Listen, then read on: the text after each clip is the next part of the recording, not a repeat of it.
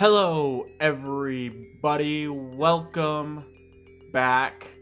I am once again saying it has been a while since I made a video because it has. And this video is a little late. I meant to make it a couple weeks ago when this was kind of still fresh news, but it doesn't really matter. Better late than never, and everything's always late on this channel. Anyway, today we are going back in time. We are looking at a car from 2017, the year I started making these particular videos. And that car is this car right here, the 2017 Sauber C36, driven by Marcus Ericsson. Wow, the case on this one is not looking too good. There's like water splats on it or something. What is that? This may seem like a weird choice, but we are going to get into why I'm reviewing this car in a second. A lot of people probably already know why I'm reviewing this car if they follow other motorsports. And yes, of course, longtime viewers of the channel will know that I have technically already reviewed this car, probably back in 2018 now, probably. I reviewed all three of the Sauber C36 cars because I have all three of them, but I mean, I don't have to go back and watch the video. It sucks. I know it does. And I probably didn't talk a whole lot about Marcus Ericsson, and I mean, obviously a lot has changed since then. So without further ado, let's get into this car, this driver. Wow, it's kind of stuck on the base there. Let's take a closer look at the Sauber C36. So, very much a different time, a bygone era in F1. No halo. We've got the tinier front wings and the smaller rear wings from the 2017 through 2021 aero regulation. The shark fins. I mean, all of this is gone now because we've got the new 2022 cars. So this is very much a bygone era. The Sauber team looks nothing like this anymore. Of course, it's still around in the form of Alfa Romeo. Alfa Romeo is just a sponsor for this team. You even hear it in the commentary. Ted Kravitz still calls it Alfa Romeo Sauber. So this team is still around and doing very, very well, actually. The rear wing on this car is crooked. I can't really knock points off of this because this is not a new car. That very well could have happened after I bought it. Oh, it's like definitely broken. Oh, shit. But I don't know when that happened. I've had this car for so long that it just looks weird without the big rear wing, honestly. It's very much F1 cars don't look like this anymore. And even in last season, they didn't. Of course, Marcus Ericsson. That's why we're looking at this car today. He just won the Indy 500, the biggest motor race in the world. I know you guys are gonna, you guys are probably gonna cancel me for this, but I actually think the Indy 500 is the best race in the world, despite the fact that I make only F1 videos on this channel, and every other thing I do is related to F1. Plug.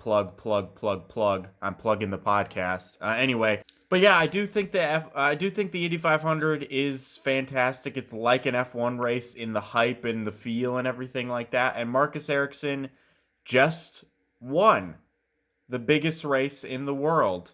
And a lot of people might find that surprising because Marcus Ericsson, if you remember his F1 career, was not all that noteworthy. He started out driving for Caterham in 2014. I think he scored their best ever finishing position, but that was only 11th. He never scored a point with that team. That team never scored a point. It's one of the worst F1 teams ever. By the way, I'm recycling. I've said all this on the podcast already, so you guys are getting recycled material, but the car is recycled too. But anyway, then he moved to Sauber, this team, in 2015. He spent 4 seasons at that team, and I think he only scored points in the first and last season in 2018. And I thought 2018 was actually a pretty good year for him. I have the 2018 Marcus Ericsson diecast. But unfortunately, he had the unfortunate pleasure of being Charles Leclerc's first ever F1 teammate. And Leclerc beat him. I remember being disappointed that Ericsson got kicked out of Alfa Romeo. Or it was still Alfa Romeo Sauber. It was still officially Sauber back then. I was pretty disappointed he got kicked out. I personally think he's a better driver than Antonio Giovinazzi, but that's really not here nor there. He went to IndyCar for 2019. He drove for Schmidt Peterson Motorsports, I think is what it's called, the number 7. And he didn't have a great year. He finished second in the Detroit Grand Prix. That was pretty good. And he actually ran pretty good in that year's Indy 500, but he spun out on pit road, and that cost him a top 10 run. He was in the top 10, I think, when he was in that race. I actually bought a Marcus Ericsson shirt at the 2019 Indy 500. I went to that race. And then for 2020, he moved to Chip Ganassi Racing, and he won his first IndyCar races last year in Detroit and Nashville. Nashville was a pretty big race too. I think a lot of people saw that race. It was pretty hyped up. And of course, this year with Chip Ganassi Racing, that team had 5 cars. They were all super fast, and one of those cars was definitely going to win. It looked like it was going to be Scott Dixon, but he sped on pit road, and at the end, Marcus Ericsson powered past both the McLarens and took the win of the Indianapolis 500, which I also went to this year. So I actually saw Marcus Ericsson win this race. I've been following Marcus Ericsson since he was in freaking F1, and I saw him win the biggest race in the world, which is crazy. I didn't wear the shirt because I don't like it that much, but it was still pretty cool to see that. And that's why I'm talking about this car. And now we'll actually finally freaking talk about the car, because I've just been giving you the backstory. Oh, bumped the camera. Honestly, I think the 2017 Sauber is a really nice looking car. The gold on it, I think, is really good, and the blue on it looks really good. Now, they had this blue livery, I think, because their sponsor the years before actually, I don't remember what it's called, but it was Felipe Nasr brought it, and so they had this color scheme because of that. But then they lost that sponsor, or I think Felipe Nasr lost that sponsor, so they kicked him to the curb.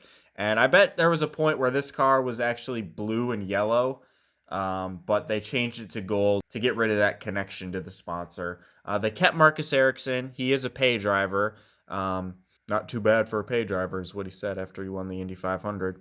But they brought on Pascal Wehrlein as the other driver, and he scored some points in this car.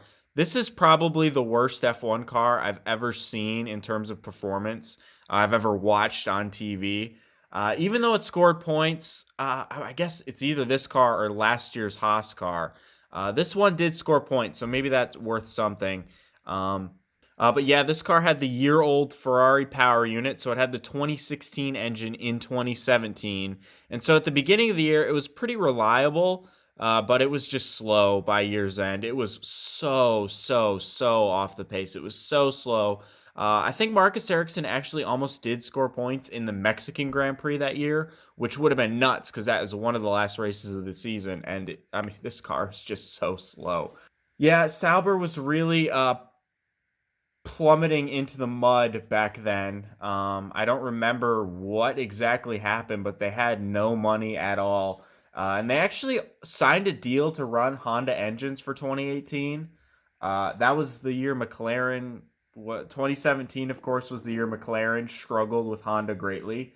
They signed a deal to run Honda engines. I think it might have even been free, like they were getting them for free. But they got a new team principal in Frederick Vasseur, who is the current team principal. He's still there. And he axed that deal. Of course, at the time, everyone thought that was a good idea. But of course, now Honda is the championship winning engine with Max Verstappen. So maybe that was a bad year. But nevertheless, Sauber still recovered pretty nicely into Alfa Romeo today, which they have Valtteri Bottas and Zhou Guanyu. Valtteri Bottas is doing really good. He's actually my favorite driver, but you'd know that if you watch the podcast. Plug. Shut the fuck up, guy. And yeah, honestly, this is just kind of a throwback. I really wanted to talk about Marcus Ericsson, and mainly just Marcus Ericsson, and you get a crash course on the Sauber team. I followed him. I didn't follow him to IndyCar technically because I already watched it, but a lot of reason that I really liked IndyCar in 2019 was because I knew about Marcus Ericsson from watching F1, and he had a really good 2018, and so I was curious on what he'd do. And now he has ultimately gotten the biggest resume boost of his career. He will never have to worry about getting a job in motorsports ever again because he won the biggest race ever. But anyway, guys, that is it for this video, this little crash course on Marcus Ericsson and the Sauber team. Oh, wait, no, this car's on intermediate tires. I almost forgot. This is the first ever car I got on intermediate tires. Of course, I have that Lewis Hamilton somewhere. But yeah, this is pretty cool, I guess. They don't spin. This is a Spark model. I haven't talked about spinning wheels in like 5 months. I forgot that was a thing I used to do. Here's the floor. Yeah, I think it looks, I don't know, kind of looks like shit, whatever. But yeah, okay, that's the video. That's the video, guys. Now I'm done with the video. Marcus Ericsson, Sauber. Yeah, that's the video. Bye. No, just kidding. Thank you guys for watching this video. I'm actually saying watching, and it's right. Of course, I've talked about it a million times. Check out the podcast if you haven't. You can also, I'm on TikTok. It's just clips from the podcast. But yeah, follow me on those things or whatever. Like the video, comment, subscribe. Yeah, whatever. The next video, guys, I'm filming it right after this one. In for a little special surprise. In for And I will see you guys in that video. Thank you for watching this one.